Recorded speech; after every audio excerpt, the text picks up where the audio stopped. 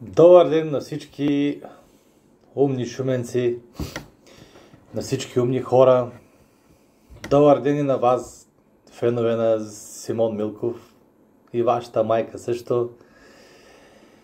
Доста време не бях се включвал, ама и Симон мълча. Но напоследък видяхме активизиране от негова страна. И особено след като излезе решението на апелативния съд в Варна относно катастрофата до Тумбул джамия, където апелативен съд Варна каза, че няма лекарска грешка. И съответно Симон Чуса се закани, болницата ще съди, Министерството ще съди, държавата ще съди, Вселената ще съди. Просто човек си живее в някакъв паралелен такъв свят, където справедливостта, това е неговото лично възприятие. Тоест в един свят, в който ние му даваме пари, той да може да се друса и да педофилства и там да прави всякакви глупости, това е справедлив свят. Разбира се. Само да ви припомня, хора, че Симон Милков обеща тук, че ще да прави флашмобове, но и това не се случи. Да ви припомня, че паметник ще да прави на Момчил в Попово, паметник тук до Тумбул джамия. Все неща, които не се случиха. Сега това, че аз не съм се занимавал с него месеци, много време, естествено не му е попречило да ме вкарва в лайфовете си, където отново крив братка от всякъде. Даже на един лайф беше насинен. Ама ти е малко, бат Симо, малко ти... Така де. И... въпреки че аз не съм се занимавал, бат Симо на няколко пъти не ме пропускаше. Благодаря. Както и де, то винаги е едно и също. Даже наскоро обясняваше, че видиш ли, той живота несправедлив, набеждава ли го хората. Той иначе много добър човек. Обаче набеждава ли го и сетта е ставало да го прецакват хората. Само да ви кажа, че тук наскоро заради реакция на една снимка, където са застанали трима приятели, или познати приятели, в смисъл. Само заради една реакция ха-ха отдолу, мой приятел получи клетви към детето си. Ето. Иначе много хубав човек. Много хубав човек. Той душичка, ама просто трябва да му одисваш на хакъла. Ако не, се започва. И то се едно и също. На всеки едно и също. Децата ти, там ти. Ами бат Симо, поне имаме деца, които да кълнеш. Ти и толкова нямаш. Няма и да имаш. Благодаря ти, де, за което. Хора, пак ви призовавам да се замислите. Вече толкова време стана, се движи казуса в Попово. Нито една от тезите, които Симон изложи, не се видяха доказателства в подкрепа на това. По нашия казус в Шумен, година и половина, повече даже май месец миналата година, откакто човека официално заяви за пръв път, че започва поетапно да вади доказателства, такива все още не сме видяли. Даже тук на едно от последните видеа пак. От следващото предаване започвам да вадя доказателства. Локалната му мисирка Буля Диана продължава да си като латерна 11 грешки там, които апелативен съд посочил, въпреки че доказах, обясних няколко пъти, че това не са 11 грешки и в крайна сметка самия съд сам е казал, че не са от съществено значение. Иначе са закани баци му да съди болницата, адвокати щяла да намери. А що не си намерих адвокат ти да се явиш в София, че си обявен за общонационално? Служебен адвокат. Значи на себе си адвокат не можеш да намериш, но на хората ще намериш. Да, бе, как?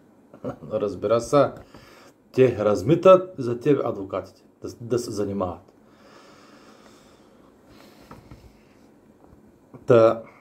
Друго интересно иначе се случи тия дни, драги хора, ако не сте забелязали, моля, обърнете внимание. Въпреки, че ви обяснявам от сумата и време и ви показвам и ви доказвам как този човек ви лъже, моля се вече усетете се малко.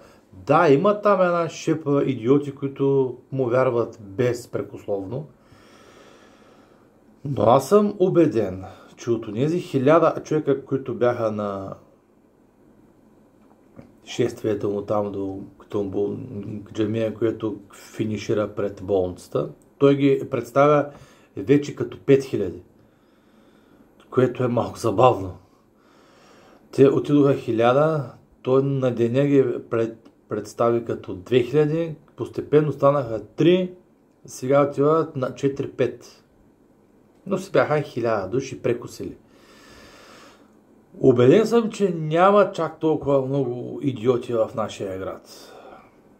И околностите, да не забравяме, че там бяха събрани хора и от околностите. Тези, които бяхте там, които го подкрепят и все още можете да мислите, замислете се на следния факт. В кампанията си против шуменските журналисти Симончо развяваше един договор. Ама еди си коя месирка имала договор към общината и тя била зависима, местен феодализъм. Само да ви кажа, че договора беше със срок от 1 година на стойност 1 месечна заплата. Крупна сума, да е. Обаче Симончо удобно премълча фактите, които станаха тези дни известни. Че фирмата на шефа му, имам предвид агенция ПИК, а ние всички знаем, че Симончо е вярно кученце на голямото Д, също е взела едни хубави парички от нашата община. И да, ние знаем, че Симончо е човек на голямото Д. Да. Не случайно, когато си правеше свищините в Попово, полицаите имаха инструкции да не го закачат. Мистериозно как изведнъж тези инструкции отпаднаха и нашия се кри под едни маси. Моля за детя! Има го на видео това.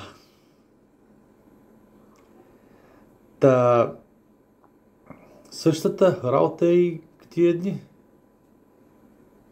Човек, обявен за общонационално издирване, звъни и вика полиция, защото в една дискотека едни пишлемета щяха да го бият в Попово. Полицията идва, смятат, нашия се е оплашил, големият боец, се е оплашил от едни деца, извикал полицаи и те не са го задържали обаче, защото все пак.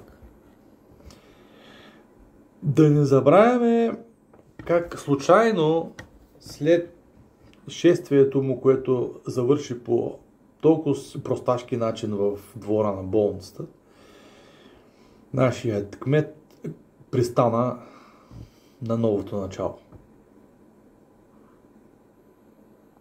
Аз ви казвам, че нищо случайно няма. Вие извярвайте каквото си искате. Ето ви ги договорите. Ако толкова някой иска, мога да му ги изпратя налично или ще ги кача тук в коментари. Та значи може да плюеш някой, че за някакви там смешни парици и това да ти е съкрушителният аргумент, че е на хранилка на общината, докато ти самия си лапал от същата тази община. Сега колко пък кмета Бай Христо да даваш такви ненормални пари, за да те плюят тебе, екипът и общината ти, това е вече, враче, тотал щета. Бай Христо. Да, мили хорица, замислете се малко. Малко поне. Да не забравям и моята любимка, кака Симонка. Както може да видите, ето тук, самата тя също има договор и то на двойно по-голяма сума, отколкото мисирката там, според Симончо, която била на обслужване в общината. Като по този договор, Симонче, остави, че не си изпълнила задълженията. Доказано. Остави, че си просрочила сроковете. Доказано. Според същия този договор си длъжна да дадеш отчет за извършената си работа в срок, което все още не си направила. И въпреки всички тези нарушения, ти си взела тези пари. Да, ти си ги взела. И от няколко месеца обясняваш как си ги била дарила и все още не си показала къде, как, на кого си ги дарила. Сега спешно сигурно търсиш 4800 лева да ги преведеш някъде, да кажеш ето на кой съм ги дарила. Та хора, мислете хубаво, гледайте с очите си, слушайте с ушите си, мислете с това, което е между ушите ви. Вижте ги хубаво тия борци за справедливост, що за стока са. И теглете по една майна да се махат от нашия град. А какво се случи тези дни? Странна работа. Май някой се усети, след като почти 2 години тук нашият борец за правда и свобода всяка седмица започва поетапно да вади факти и обстоятелства, извади от третия най-дългото, в крайна сметка, май някой се усети и нещо, май имаме разрив в отношенията. Какво имам предвид ли? Това. Кажат да ме предупредят. Не тъпоти. Както и, примерно, в Шумен. Моите уважения, видях, че са отказали хората. Някой да напълнят повече. Те си знаят, като искат да си гонят право, че го гонят. Не зависи от мене. Не съм аз майка, баща, сестра, брат, баба, дядо на Йована, на Рая, на Пресиян. Директка. Някой да ми се обижда. Имам се човечета, виждам се, седим на една маса. Но до там. И примерно, ако утре ми се обадите да искате нещо да се случва, аз по всяка вероятност ще ви откажа, защото аз си съм глупак някакъв. Нали? Нищо от което сме казали и обявили последно не се е случило. Разбирам, че сте уморени. 3 години ходени по мъките, 4. Правото на глупаци оттам. Човека, който най-много се възползва от мъката на тия хора и най-много ги направи на глупаци пред целия град, си ти, нещастнико. отказ и голям отказ. Това е българската държавица. Това е нашата система на правосъдие. Правиш какво може да откаже от желанието да се бори за правото. С най-различни методи и способи. Дължи чрез говорене на местно ниво да пусне пресмесите, престъпници, педофили, раси, най-различни глупости, които да се тръгват да се местят, за да ще къде се качува, при кого се качува, колко ще се качува, на какво се качува, на кой позволи да се качи. Отделно да разпространяват информации, които нямат връзка с истината, с цел да спешат недоволство у хората, а той е българин. Аз сега не кажи, бе, моето момче. Ти какви доказателства извади? Ти какви факти, обстоятелства, нещо извади ли, бе, за 2 години? Това, което аз съм извадил, което касае твоята покварена личност, всичко е факти. Дори това, което ти направи, да пустиш един пост срещу мене, доказа, че съм прав, че си една гняз. Така че, напомни ми, моля ти се, какви доказателства, какви документи, какво извади, както в Попол, така и в Шумен, господин топ разследващ, журналисти. Аз знам, че ти нищо няма извадиш. Защото няма, защото ти се възползваш от хорската мъка по най-гаден, долен начин. Ще си позволя да отправя апел към нашите шуменските жертви на този измамник. Всички знаем вече от тук насетне, то си беше въпрос на време, хора. Всички знаем какво следва. Следва да се започне и по ваш адрес да се сипят клетви. Защото вече като някой да му дава пари, прави впечатление, че видеята му и постовете му са все по-малка посещаемост и вече като някой да му дава парички, като го трясне абстиненцията, ще започне и вас. Знаете много добре за какво става въпрос. Клетви, обиди, псовни. Та моят съвет към вас е, ако може от мен да приемете съвет, излезте и разкажете за този глупак от първо лице. Разкажете какво сте му платили, как сте му платили, какво е искал. 100% ще излязат интересни неща. Хора, видяхте го, що за стока е той, боклук мръсен, страхлив. Ами, преди да започнете да слушате грозните думи, клетви, които хората от Попово чуха от момента, в който спряха да му плащат, можете да излезете с горно дигната глава и да си кажете: сбъркахме, ето вижте го колко е хубав той. И преди съм го обещал и сега казвам, в един такъв момент, ако той се случи, специално от мене имате пълната ми подкрепа. Пълната. А пък иначе Симончо си го видяхме. За 2 години нищо не изкара. Пусна само на клевети, лъжи и то и то. Питат ма сега, що не съм го съдил това. Какво да му съдя на това? Това е една прадня е това. Прадня, точно това е Симон Милков. Той няма осигуровки. Той няма договор трудов. Не е плащал данъци. Няма имот на негово име. Няма нищичко. Нищо. Той е една прадня. Създава малко вятър, след него малко смрад и всичко приключва. Това ще е резултата от целия му живот като цяло. На един пробит наркоман. Да го съдя, да се занимавам с този, Боже. Едно такова видео му прави нашия откача. Ще ми говорите за право, за не знам си какво си, за не знам си що си.